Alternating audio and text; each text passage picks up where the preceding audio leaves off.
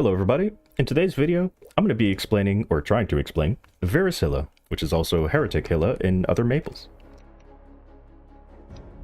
So, in this fight, you have 5 lives. Those lives are not permanent. Because you can temporarily lose those lives. You can also permanently lose them. But anyway. So your lives are represented by a green skull, which I'll show you once I go into the fight.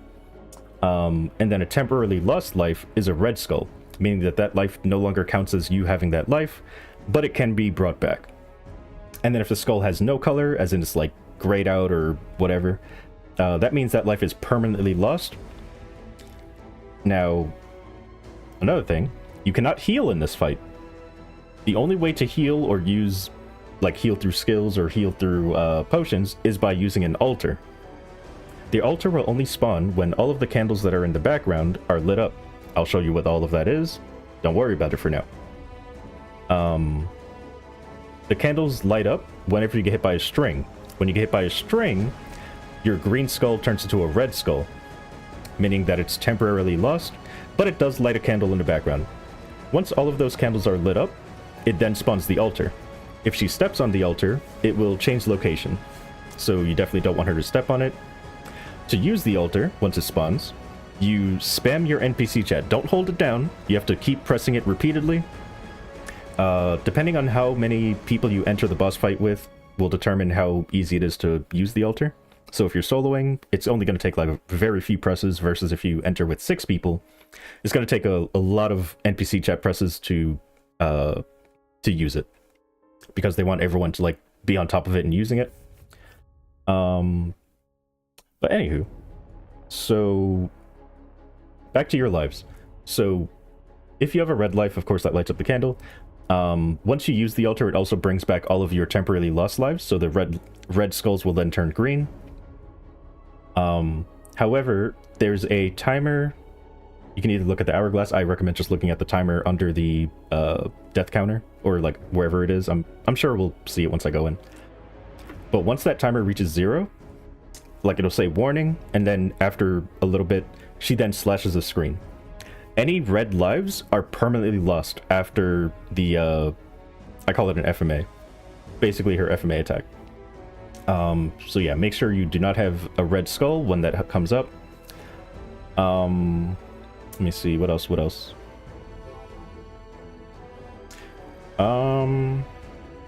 Oh, there's a lot of poison in the map, by the way. Like a lot of damage over time.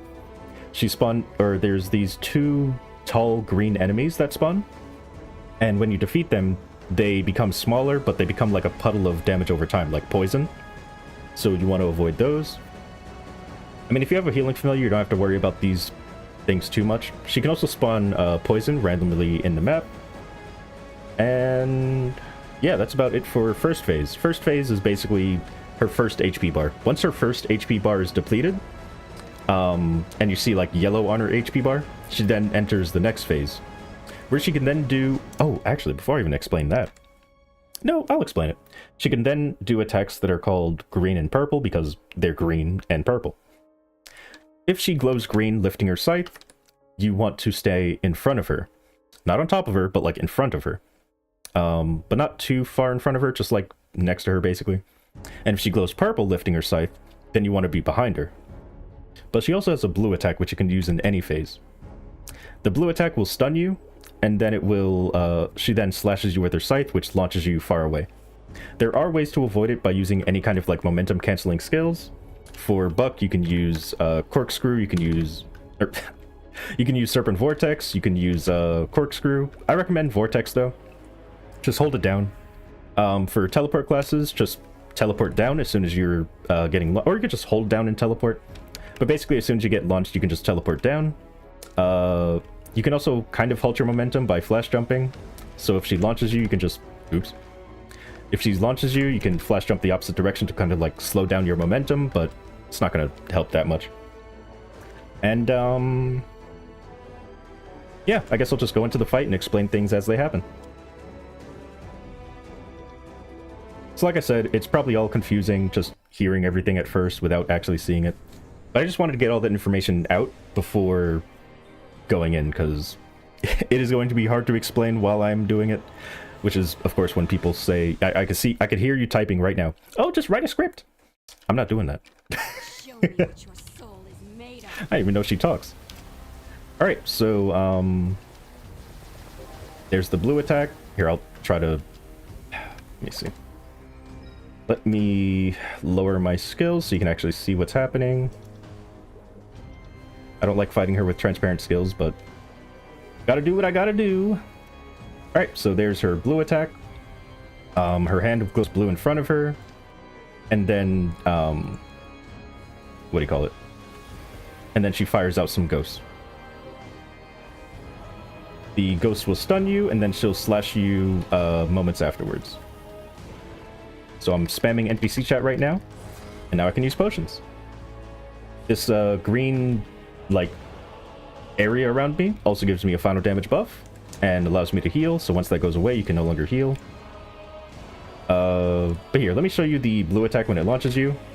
You can just use any kind of momentum canceling skill to prevent yourself from being launched very far. So she'll probably do it soon. Oh, I did not get hit by it. So there you go. So yeah, you can see the altar, or not the altar, but the thing in the background that has all the candles. Because I'm soloing, I only have 3. Because I believe it's your life count -2, or the total life count in the map -2. So I actually have to get hit by strings in order to light up the candles and spawn the altar. And I just lost door because of the poison. But yeah, so I would have like died there. I would have permanently lost a life. Here's the timer, by the way. The timer that I mentioned. Once that reaches 0, she does an FMA, which will get rid of all of your red skulls permanently. So now I'm going to use the altar. And of course, if you're partying in this fight, you're going to have more candles in the background because of the total amount of lives. It's also going to be harder to actually use the altar because you have to press NPC chat more times. Let me see, what else?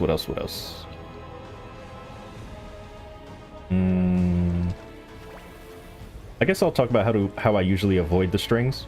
I like to think of them as like columns. So you can see there's a hand that actually spawns, and there's the FMA, by the way, that got rid of the skull. So now that life is permanently gone. But I like to think of them as columns. So if I see like there's a column right here, instead of standing in between these strings, I'll look for like an opening. So here, I'll show you what I mean.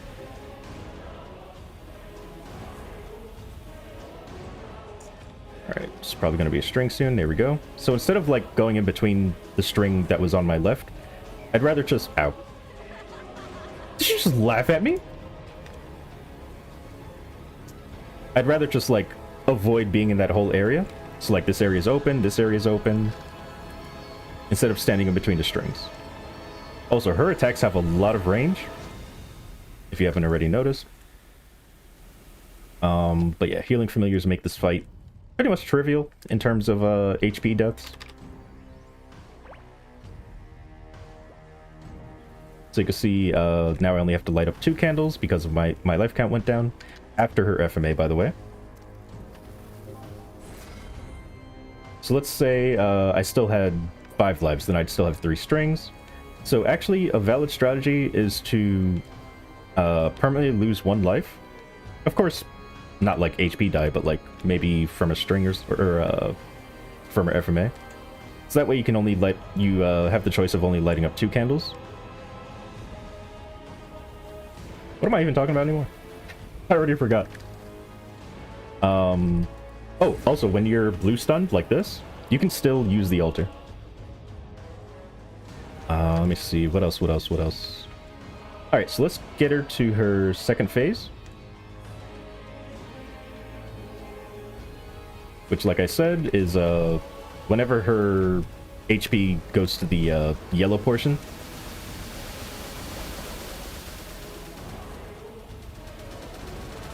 And now, whenever she does a spin attack, it launches out skulls. Now, you can duck under the skulls, but if you duck under the skulls, you're kind of like expanding your hurt box, so you're kind of like wider. So instead, I would just jump over them. Of course, I can't jump. She's about to do her FMA, so I can't get hit by any strings here. But now the FMA is over, now I can get hit by strings again. Just gonna try and avoid it all poison. Oh, and there's the purple attack. So this one you want to be behind her. It is safe behind. Trying to get hit by strings without getting poisoned, so I can use a potion.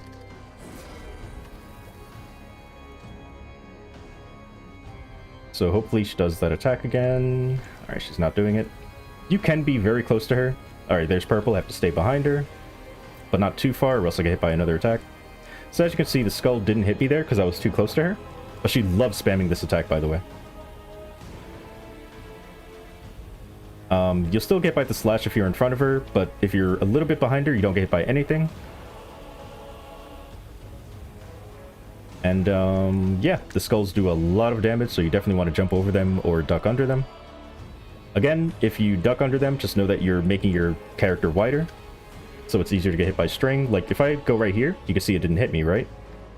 But if I duck right there, then I will get hit because I'm like, yeah, I'm extending my... I'm making my character wider. So here I'm probably, yeah, dead. And as you can see, red skulls do not count as lives, so I failed out because I have no lives left. That's pretty much the fight. Like, the only thing that happens after that is once you get her HP bar down one more bar, she spawns Lotus. Another bar after that, she spawns Damien. And Lotus will knock you back. Damien will jump into the air and then dive at you to knock you back. And as you can imagine, getting knocked back and possibly stunned is very bad in this fight. Because the strings will hit you, you'll lose a life. But I'll go ahead and show you my strategy for if I don't use a healing familiar. So right now I have no healing familiars on. These are just all boss damage. And my strategy is I like to purposely get hit by strings at first so that I only have to, you know, use the altar. Make sure this is practice mode. Okay. And then I'll show you the strategy for healing familiars, which is basically just don't worry about your HP too much. Without healing familiars, try to avoid all poison. It's actually been a while since I've done this without healing familiars.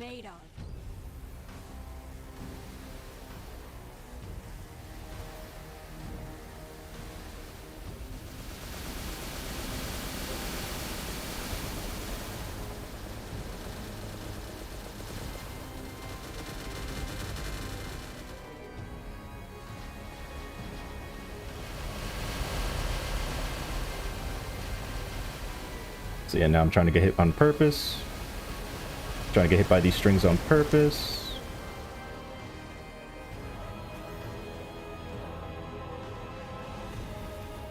I'm just gonna spawn the altar real quick, because I'm pretty sure I'm gonna get hit sometime soon. Yeah, I did not mean to get hit by that many. Alright, that's green, so I have to go in front of her. Jump over that attack. Just gonna run away. Oh, I should teach you about the corner strat if you join a party. Oh. Okay, I'll explain the corner strat later. But oh my goodness, I forgot about explaining that.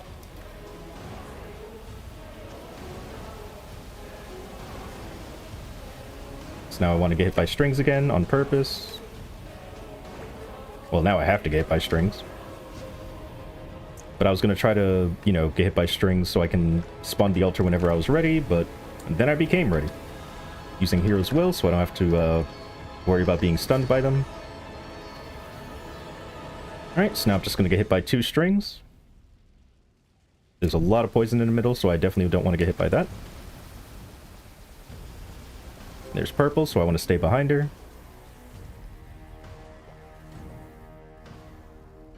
Waiting for strings, there we go. Alright, and now I just don't get hit by strings again, just try to do damage. You can actually vertical jump over the blue attack. I have 25 seconds till her FMA. Just keeping an eye on that timer. Duck under this attack. Avoid the string. Get out of the poison. And now I'm going to start looking for getting hit by a string. And that got hit. So beautiful. Now I just have to hope that she doesn't step on it. It's all the way over there. No, make it. I didn't make it. So now I only have 1 candle and 2 lives. Oh, goodness. That was close. But yeah, this is basically the rest of the fight. It's just avoiding her attacks, avoiding the skull, avoiding poison. She's gonna summon Damien or Lotus soon. There's purple, so get behind her. There's blue, get behind her again. Pretty much the only attack you want to stay in front is when she does green. That's purple again, so stay behind. Duck under that or jump over it. Also, when she does that attack, try to be behind her. So she's probably going to do it again. Nope, that's green, so I want to go in front. Alright, be a little bit behind her so you don't get hit by anything. There's blue, so go behind her again. And yeah. There's green, so go in front.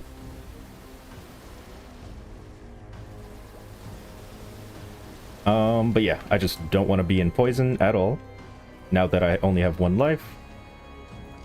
Trying to think. I'm pretty sure I'm missing something. Why are you putting green now? There's poison right there, lady. Alright, I need to go get hit by a string. Because that's going to hit me. There's poison right here as well. And like I said, you do get a final damage bonus. My final damage right now is 57. Once it goes away, I'm at 36. So yeah, for those that were like, oh, you don't get final damage from it? Yeah, there you go. There's your proof. But yeah. That is the fight. I don't really know what else I should maybe explain. There's green, go in front of her. There's blue, try to avoid it. If you can't avoid it, hopefully you have enough lives to take a string. But I'm going to go ahead and hit her with a bind. I'm surprised she hasn't summoned Lotus or Damien yet. Wait, what? The bind didn't work? Even though it's on cooldown now? What? Did I bind one of her minions? What happened there? Oh, there's Damien. So I don't know if this is a thing in other Maples, but in GMS for sure. Even though you defeat them, they respawn immediately. As if they have like 2 lives or something. So again, I don't know if that's GMS specific, because we have a bit of lag here, or what. Same thing happens with Lotus, by the way. Lotus can also... So Lotus can also, like after you defeat him, he can like respawn immediately. I noticed that I watched a Korean MapleStory version of the fight, and it seems like as soon as you defeat Lotus, he stays gone. But yeah, I don't know. So if you defeat Lotus and Damien, just know that they might respawn immediately. Now let me show you how much easier this fight is with healing familiars. And of course, for anyone who has a... Oh, that is not... Oops, that's my drop rate. For anyone who's like more experienced with not healing familiar strategy, please let me know if I said anything wrong. But when I defeated her with without healing familiars, that's how I did it. But maybe there's like a better strategy out there that I don't know about. Anyway, this is with healing familiars. I'm only going to use 1, of course, because I only ever use 1. But the only real difference is you don't have to worry about poison damage, which, again, is a huge part of this fight. You barely have to worry about spawning the altar unless you see that somebody's on very low lives. And here I'll also show you the corner strategy. So, corner strategy. Once you first go in, run to the corner. Show me what your The right side corner. Run to the right side corner, wait for her to spawn on top of you. I'm going to get rid of those minions real quick so they stay over there. And then you bind, and you burst. I don't have my burst right now, so just to pretend that I'm bursting. Here, I'll do this. I'll do my half burst. So you burst, and then you origin to make sure she stays over here. Or sorry, you do your origin first, then you do bind. But yeah, in the corner, in the right side corner, the string cannot hit you unless you're ducking. If you duck, technically it can hit you.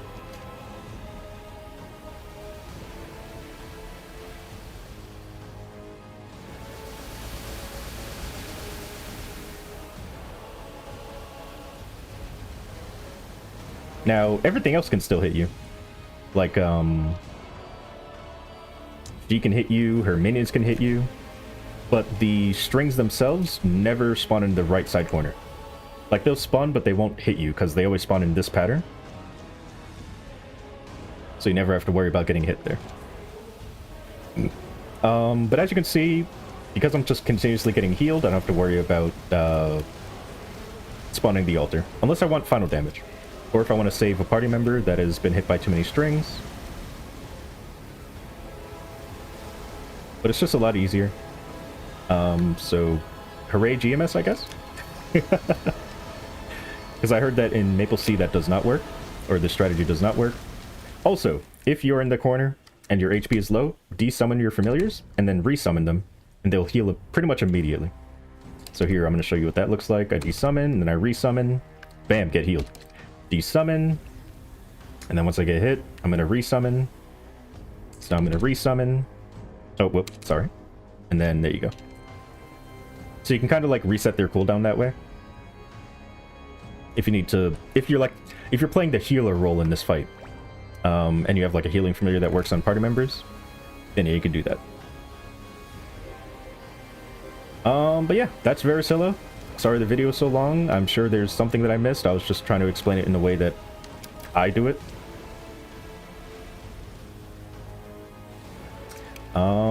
Yeah, I think that's it actually. So you can see with healing familiars, I don't have to worry about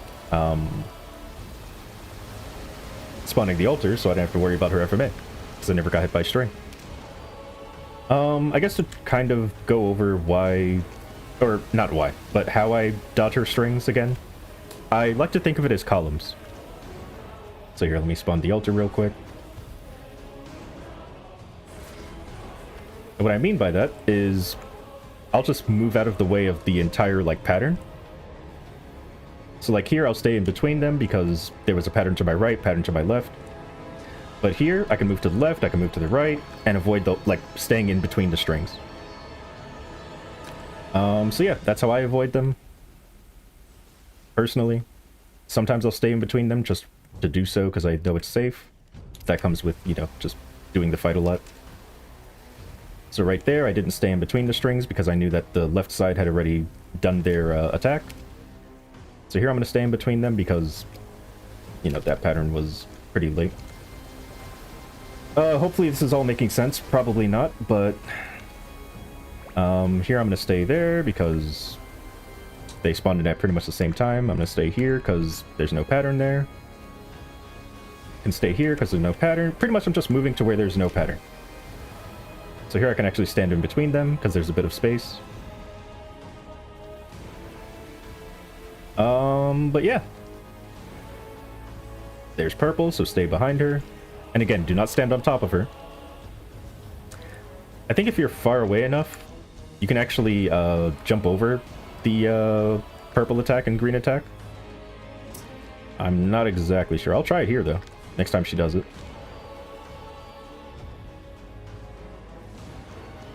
Do the attack, lady! Alright, she's not doing it. She's gonna do her FMA. Do the green or purple attack, please. Also, while the FMA is going on, you cannot be stringed. This is all stuff that I probably should have mentioned pretty early on. Don't summon Lotus or whoever you're summoning.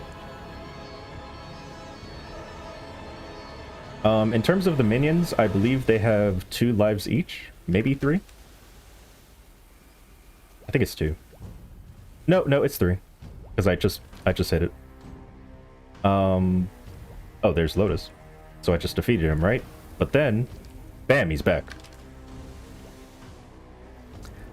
So yeah, I believe knocking them down 3 times will make them go away permanently. The tall minions.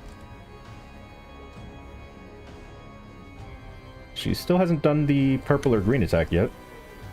Trying to test something. Can you do it, please? Alright, she really doesn't want to do it. Hello? Verus... Okay, here we go. Green. So I'm going to stay far away and I'm going to vertical jump. Alright, so I think because that one was tall, I was not able to avoid it. But I think the animation does match thing. But yeah, I would just move into the right area. I wouldn't even try doing the vertical jump strategy. Because, I mean, if you can figure out exactly which ones will be tall, which ones won't, you can try it, I guess. But I've never done it, so I can't really tell you how to do it. My goodness. But you can vertical jump over that blue attack right there. This attack, just move behind her.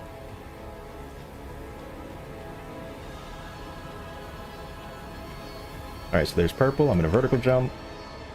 Okay, so it... Oh, but it lingers. It has a lingering hitbox, so it actually still hit me there. I guess another strategy that I mentioned, or didn't mention yet, but... if you're down to 2 lives... Or, sorry, not 2 lives. 4 lives. You only have 2 candles. Meaning that you can get hit by 1 string, and then just keep doing damage normally. And then when you need to heal... just get hit by another string. That's what I used to do, is I wouldn't worry about losing 1 life, because, I mean, then I only have to do 2 candles rather than just, rather than having to do 3. But, as you fight her, you'll find your own thing. But yeah, that's Verus Hilla. Sorry that it took so long to explain.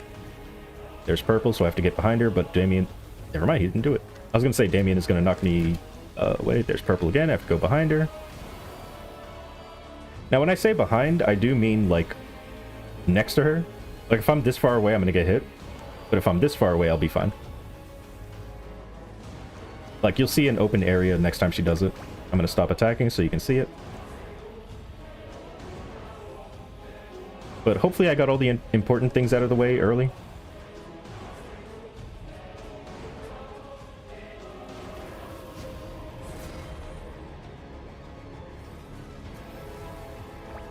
Alright, she doesn't want to do it. Lady, do the thing. Alright, she's not doing it. Hey, Lotus. Oh yeah, Lotus can still... Oh, no, he can't. Oh, no, he died probably. I was gonna say, I think he can hit you while the thing is going on. But yeah, Lotus will just try to knock you back.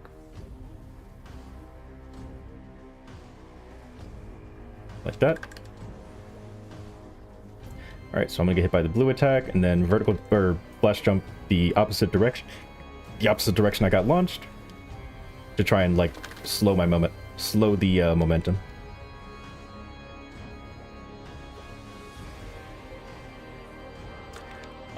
Let me see, what else?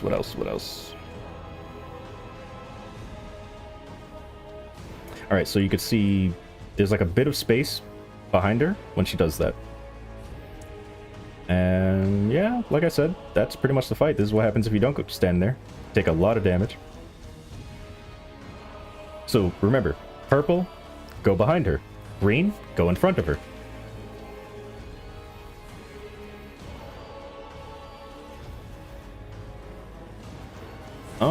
Yeah, that's pretty much the fight. I mean, if you guys want, I'll try writing a script for this fight, but I don't know. But yeah, if you have any questions, let me know in the comments, and I'll make like a separate video, just like on each of the questions, to try and focus on that question and answering that question. But yeah, that's the fight. Again, this is like my first time trying to record this, so I could re-record this and do like a better explanation, because really I'm just talking while doing it. But hopefully you guys understood like what I meant by column stuff. If not, then yeah, just stand in between the strings and hope you don't get hit.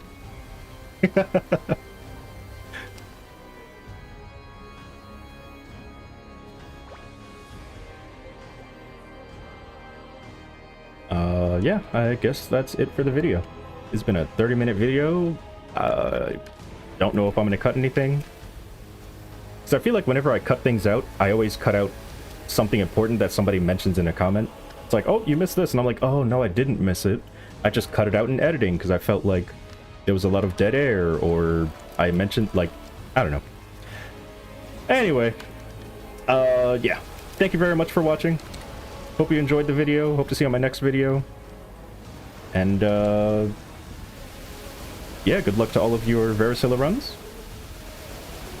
I hope they all end in you getting a source of suffering, which is a drop that she drops. So once again, open up the Maple Guide 2 times, and you can see she drops a source of suffering. Also arcane boxes and Daybreak Pendant. And an Oz box. Ooh. I mean, that's what we used to call them, because they have Oz rings, but I don't know what do we call them now? Special skill ring? Yeah, I'm gonna keep calling it Oz ring. Anyway, yeah. Once again, thank you for watching. Until next time. Oh, goodbye.